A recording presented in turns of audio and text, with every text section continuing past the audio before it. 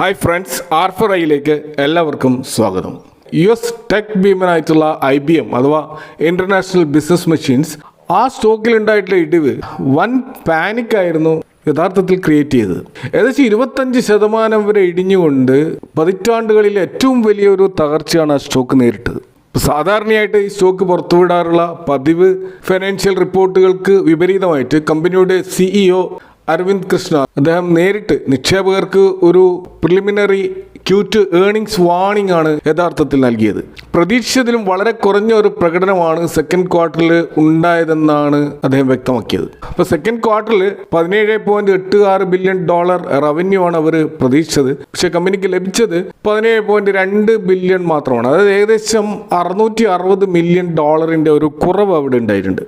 അപ്പോൾ ഇതിന് കാരണമായിട്ട് CEO പറയുന്നത് ക്ലയൻറ്റുകൾ തങ്ങളുടെ IT ബഡ്ജറ്റുകൾ ഈ ജനറേറ്റീവ് AI അടിസ്ഥാനമാക്കിയിട്ടുള്ള സർവറുകൾക്കും സ്റ്റോറേജുകൾക്കും മെമ്മറിക്കും സൈബർ സെക്യൂരിറ്റി എന്നിവയിലേക്കും പെട്ടെന്ന് മാറ്റിയതുകൊണ്ട് IBMന്റെ ഒരു പ്രധാന വരുമാന സ്രോതസ്സായിട്ടുള്ള സോഫ്റ്റ്വെയർ കൺസൾട്ടിംഗ് ബിസിനസ്സുകൾ അത് ദോഷകരമായി ബാധിച്ചിട്ടുണ്ട് എന്നുള്ളതാണ്. അപ്പോൾ പല വലിയ കമ്പനികളും IBMുമായിട്ട് നടത്താനിരുന്ന ഡീലുകൾ താൽക്കാലികമായിട്ട് അവർ മാറ്റിവെക്കുകയോ അല്ലെങ്കിൽ ഒപ്പിടാൻ വൈകിപ്പിക്കുകയോ ചെയ്യുന്നുണ്ട്. അതുകൊണ്ട് തന്നെ വരാൻ പോകുന്ന Q2 ക്വാർട്ടർ IBMനെ സംബന്ധിച്ചിടത്തോളം വളരെ മോശമായിരിക്കുമെന്ന് അവരൊരു മുൻകൂർ ജാമ്യം എടുക്കുകയാണ് ചെയ്തിട്ടുള്ളത്. സ്വാഭാവികമായിട്ടും IBMന്റെ അതേ രീതിയിലുള്ള ഒരു ബിസിനസ് മോഡലാണ് ഇന്ത്യൻ IT കമ്പനികൾക്കുള്ളത്. അതുകൊണ്ട് തന്നെ ഇന്ന് നിഫ്റ്റി IT ഇൻഡെക്സിൽ ഒരു വമ്പിച്ച തകർച്ചയാണ് എല്ലാവരും പ്രതീക്ഷിച്ചത്. പക്ഷെ അത്തരത്തിലൊരു തകർച്ച അവിടെ ഉണ്ടായിട്ടില്ല. ഇപ്പോൾ നിഫ്റ്റി IT ഇൻഡെക്സ് ഇന്ന് 0.67% മാത്രമാണ് ഇടിഞ്ഞത്. IT ഇൻഡെക്സിലുള്ള ചില സ്റ്റോക്കുകൾ ഇന്ന് പോസിറ്റീവിൽ ക്ലോസ് ചെയ്യുമ്പോൾ ചെയ്യേണ്ടത്. ഇപ്പോൾ Tech Mahindra, Oracle Financials, HCL Tech ഒക്കെ പോസിറ്റീവിലാണ് ക്ലോസ് ചെയ്തത്. എന്നാൽ കോഫോജ്, TCS, LTI മൈൻട്രി, പെർസിസ്റ്റന്റ്, എംഫസിസ്, വിപ്രോ തുടങ്ങിയ സ്റ്റോക്കുകളിലൊക്കെ നെഗറ്റീവ് ക്ലോസിംഗ് ആണ് ഉണ്ടായിട്ടുള്ളത്. US മാർക്കറ്റിലും അങ്ങനെ തന്നെയാണ് ഉണ്ടായിട്ടുള്ളത്. കാരണം ഇന്നലെ നാസ്ഡാക്ക് യഥാർത്ഥത്തിൽ പോസിറ്റീവിലാണ് ക്ലോസ് ചെയ്തത്. കൂടാതെ ഇത്തരത്തിലുള്ള ടെക് മാർക്കറ്റുകൾ, പ്രത്യേകിച്ച് കോസ്പി, അതുപോലെ നിക്കി, അവിടെയൊന്നും വലിയ തകർച്ച ഉണ്ടായിട്ടില്ല. അപ്പോൾ IBM നേരിട്ട ആ ഒരു തകർച്ച അവരുടെ സോഫ്റ്റ്വെയർ കൺസൾട്ടിംഗ് വിഭാഗങ്ങളിൽ സംഭവിച്ച ബിസിനസ് സ്ട്രാറ്റജിയിൽ വന്ന പാളിച്ചയാണ്. എന്നാൽ നാസ്ഡാക്കിന്റെ ഹെവി വെയിറ്റുകളായിട്ടുള്ള NVIDIA, AMD തുടങ്ങിയ ഹാർഡ്വെയർ കമ്പനികളെ സംബന്ധിച്ചിടത്തോളം അവർക്ക് അനുകൂലമാണ് IBMന്റെ റിപ്പോർട്ട്. ഇത് കൂടാതെ ഇന്നലെ US മാർക്കറ്റിൽ IBMന്റെ തകർച്ചയെ മറികടക്കുന്ന രീതിയിലുള്ള ഒരു കൺസ്യൂമർ പ്രൈസ് ഇൻഫ്ലേഷൻ ഡാറ്റയാണ് പുറത്തു വന്നത്. അത് മാർക്കറ്റിൽ വലിയ ആശ്വാസം പകരുകയും ചെയ്തു. അപ്പോൾ കഴിഞ്ഞ 5 മാസത്തിനിടയിലെ ഇൻഫ്ലേഷൻ ഡാറ്റയിലുള്ള ആദ്യത്തെ ഇടിവാണ് ജൂൺ മാസത്തെ കണക്കുകളിൽ രേഖപ്പെടുത്തിയിരിക്കുന്നത്. ഇപ്പോൾ മെയ് മാസത്തിൽ 4.2% ആയിരുന്ന USന്റെ ആനുവൽ ഇൻഫ്ലേഷൻ റേറ്റ് ഇപ്പോൾ 3.5% ആയിട്ട് കുറഞ്ഞിരിക്കുകയാണ്. മാർക്കറ്റ് പ്രതീക്ഷിച്ചത് 3.8 ആണ്. അതിനേക്കാളും നന്നായിട്ടാണ് ഇൻഫ്ലേഷൻ ഡാറ്റ വന്നിട്ടുള്ളത്. അപ്പോൾ ഇവിടെ ഇത്തരത്തിലുള്ളൊരു ഇടിവിന് കാരണമായിട്ടുള്ളത് US-ഇറാൻ തർക്കങ്ങളിൽ താൽക്കാലികമായിട്ടുള്ള ഒരു വെടിനിർത്തൽ കഴിഞ്ഞ മാസം ഉണ്ടായിരുന്നു. അതിൻ്റെ അടിസ്ഥാനത്തിൽ എനർജി, ഗ്യാസലിൻ പ്രൈസുകളൊക്കെ വലിയ തോതിലുള്ള കുറവ് US-ലുണ്ടായിരുന്നു. അപ്പോൾ ജൂൺ മാസത്തിൽ എനർജി ഇൻഫ്ലേഷൻ 5.7% ആയിട്ട് കുറഞ്ഞിരുന്നു. അപ്പോൾ അതാണ് ഇൻഫ്ലേഷൻ കുറയാനുള്ള കാരണമായിട്ടുള്ളത്. അപ്പോൾ ഇത്തരത്തിൽ ഇൻഫ്ലേഷൻ കുറഞ്ഞതുകൊണ്ട് തന്നെ US ഫെഡറൽ റിസർവ് വരും മാസങ്ങളിൽ പലിശ നിരക്കുകൾ കുറക്കാൻ തുടങ്ങുമെന്നുള്ള ഒരു പ്രതീക്ഷ മാർക്കറ്റിൽ ശക്തമായി. ഇതാണ് നാസ്ഡാക്ക് ഉൾപ്പെടെയുള്ള ഗ്ലോബൽ മാർക്കറ്റ് പോസിറ്റീവ് ആകാൻ കാരണം. അതുപോലെ ഇൻട്രസ്റ്റ് റേറ്റ് കുറയുമെന്ന സൂചന വന്നതോടെ ട്രഷറി ബോണ്ട് ഈൽഡും താഴോട്ടേക്ക് പോയി. കൂടാതെ ഗോൾഡിലും അത് അനുകൂലമായിട്ട് വന്നതായിട്ട് കാണാം.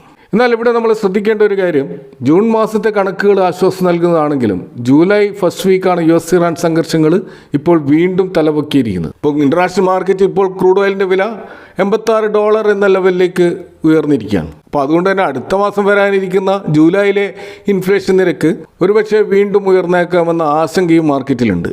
അപ്പോൾ US-ഇറാൻ സംഘർഷത്തിൽ കഴിഞ്ഞ ദിവസം വളരെ ഇൻട്രസ്റ്റിംഗ് ആയിട്ടുള്ള ഒരു U-ടേൺ ഡൊണാൾഡ് ട്രംപിന്റെ ഭാഗത്തു നിന്ന് ഉണ്ടായിട്ടുണ്ട്. ഇപ്പോൾ ഹോർമസ് സ്ട്രേറ്റിൽ US ഏർപ്പെടുത്തുമെന്ന് പറഞ്ഞ 20% ആ ഒരു ലെവി അല്ലെങ്കിൽ ടോള്, ആ തീരുമാനം ഗ്ലോബൽ ലെവലിൽ വൺ കോൺട്രവേഴ്സിയാണ് സൃഷ്ടിച്ചത്. ഇപ്പോൾ ഗ്ലോബലായിട്ട് തന്നെ ശക്തമായ എതിർപ്പ് നേരിട്ടതുകൊണ്ട് ട്രംപ് ഈ തീരുമാനത്തിൽ നിന്നും പിന്മാറുകയാണ് ഉണ്ടായത്. അപ്പോൾ ഇന്റർനാഷണൽ ഷിപ്പിംഗ് റെഗുലേറ്റർ ആയിട്ടുള്ള ഇന്റർനാഷണൽ മാരിടൈം ഓർഗനൈസേഷൻ അഥവാ IMO ഇത് ഇന്നലെ തന്നെ വളരെ വ്യക്തമായി പറയുകയുണ്ടായി. കൂടാതെ ജർമ്മനി ഉൾപ്പെടെയുള്ള രാജ്യങ്ങളിലെ ഷിപ്പിംഗ് സംഘടനകൾ ഇതിനെതിരെ ശക്തമായി രംഗത്ത് വരികയും ചെയ്തു. കാരണം ഇത്തരത്തിലൊരു ടോൾ വരികയാണെങ്കിൽ ക്രൂഡ് ഓയിൽ പ്രൈസ് വീണ്ടും കുതിച്ചു വരുമെന്നും അത് ലോക സമ്പദ് വ്യവസ്ഥയെ തന്നെ തകിടം മറിക്കുമെന്നും സാമ്പത്തിക വിദഗ്ധരും മുന്നറിയിപ്പ് നൽകിയിരുന്നു.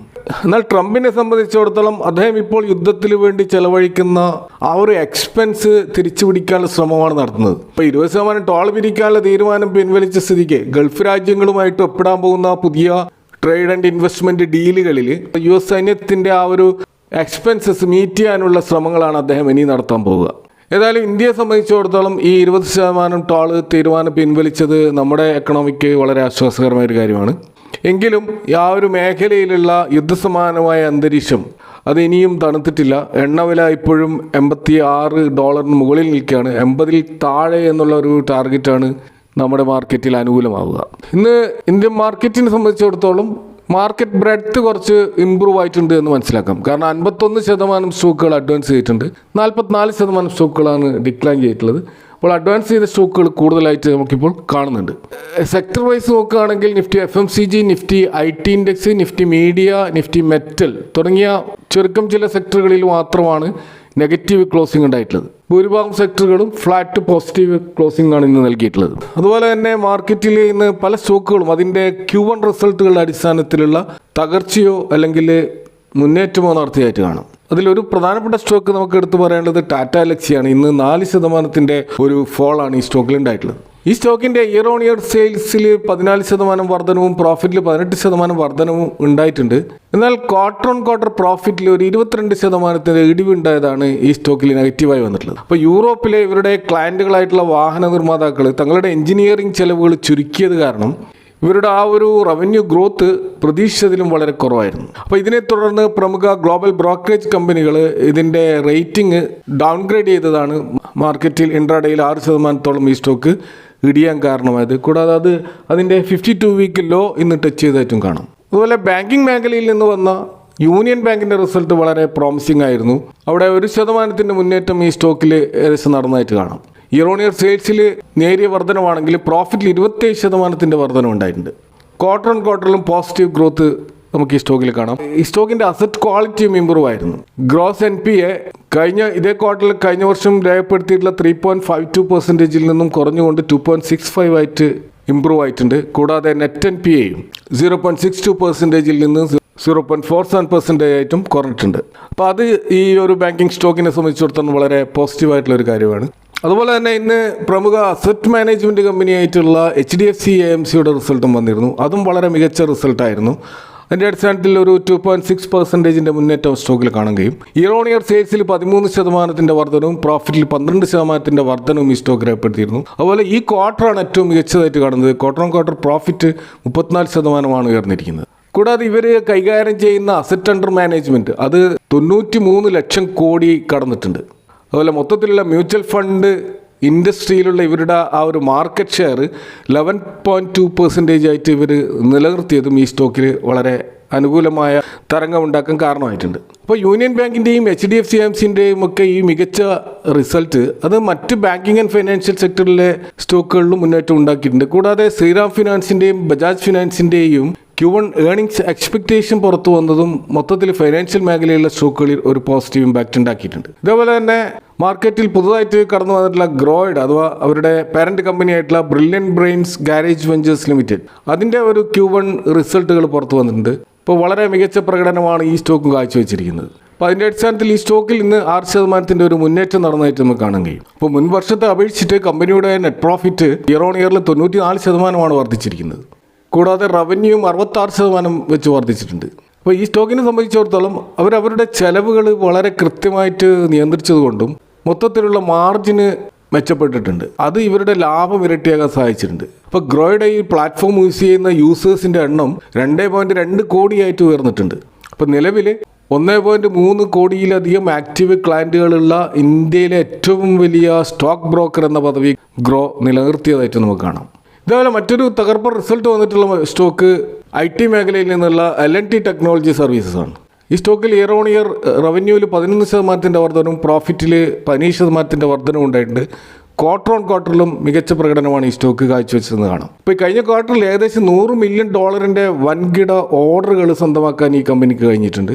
കൂടാതെ ആർട്ടിഫിഷ്യൽ ഇൻ്റലിജൻസ് മേഖലയിൽ ആന്ത്രോപ്പിക്കുമായി ചേർന്നുകൊണ്ട് തങ്ങളുടെ എഞ്ചിനീയറിംഗ് പ്ലാറ്റ്ഫോമിൽ ക്ലൗഡ് AI ലഭ്യമാക്കാനുള്ള ഒരു പാർട്ട്ണർഷിപ്പും ഈ കമ്പനി പ്രഖ്യാപിച്ചിട്ടുണ്ട്. അപ്പോൾ അത് കാരണം ഇന്ന് ഈ സ്റ്റോക്ക് ഏകദേശം 6% കൂടുതലുള്ള ഒരു മുന്നേറ്റം കാഴ്ചവെച്ചതായിട്ട് നമുക്ക് കാണാൻ കഴിയും.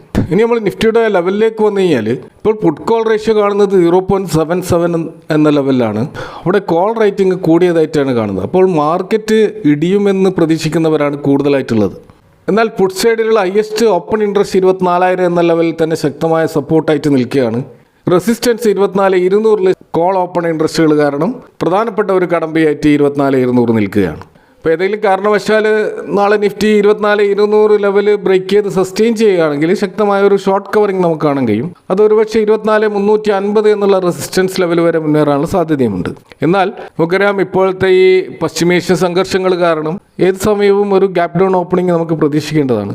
അപ്പോൾ അത്തരമൊരു ഘട്ടം വന്നു കഴിഞ്ഞാൽ 23,900, 23,800 എന്ന ലെവലുകളാണ് പ്രധാനപ്പെട്ട സപ്പോർട്ട് ലെവലുകൾ. അപ്പോൾ ഇതൊക്കെയാണ് ഇന്നത്തെ മാർക്കറ്റുമായി ബന്ധപ്പെട്ട് നിങ്ങൾ ഷെയർ ചെയ്യാനുള്ളത്. ഈ വിഷയങ്ങളുമായി ബന്ധപ്പെട്ട നിങ്ങളുടെ അഭിപ്രായങ്ങളും കമൻറ്റുകളും അറിയിക്കുക. Thanks for watching. See you next time with another video.